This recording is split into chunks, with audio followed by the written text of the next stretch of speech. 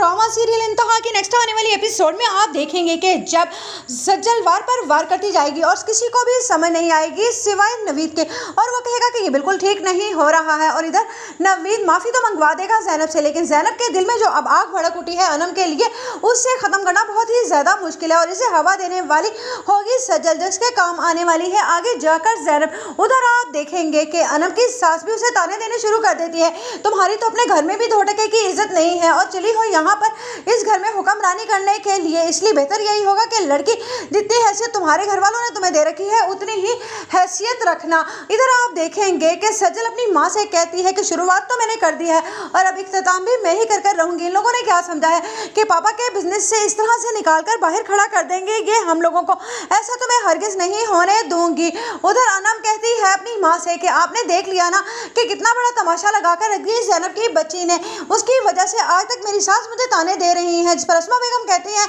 कि ठीक है मैं उन्हें समझा लूँगी, लेकिन ज़ैनब को समझाना मेरे लिए बहुत ज़्यादा मुश्किल होता जा रहा है, मुझे उससे इस तरह की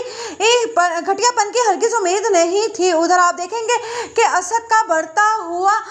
कदम अरूसा की तरफ कोई भी रोक नहीं पाएगा और ये सबसे ज़्यादा बेहतर हो रहा है सजल और उसकी माँ के लिए, क्योंकि सजल की माँ नौशीन ये जानती है कि वो किस तरह से असद को अब कंट्रोल कर सकती है। अगर वो अरूसा की शादी छुप कर करवा देती है असद से तो कितना बड़ा कारनामा अंजाम दे पाएंगी वो लोग, क्योंकि उसे तो अस्मा हरगिज अपने घर की बहू नहीं बनाएगी और ना ही नवीद मेरे मिलने वालों में से किसी लड़की को भी ब्याह कर इस घर में लाने के लिए तैयार होगा। उधर आमने सामने खड़े हो जाएंगे डटकर दोनों भाई, क्योंकि नवीद को जब पता चलेगा कि एक ऐसी लड़की से मोहब्बत करने लगा है असद जो कि नौशीन आंटी की जानने वाली है, तो उस पर उसे बहुत बड़ा धचका लगेगा और वो कहेगा कि तुम अपने स्टेटस से इतना नीचे गिर जाओगे, मैंने कभी सोचा भी नहीं था। इस पर असद कहेगा कि अरूसा के बारे में मैं आपके मुंह से कोई भी बात नहीं सुनूंगा। इधर ज़ैनब को भी लगता है कि उसका स्टेटस बहुत ऊंचा है और उसकी आने वाली देवरानी भी उसके ही शायाने शान होनी चाहिए, लेकिन सब कुछ इसके बरक्स हो रहा होगा, क्योंकि सजल और इसकी माँ नौशीन जो प्लानिंग भी कर रही हैं आजकल वो हर कोई कामयाब होती चली जा रही है।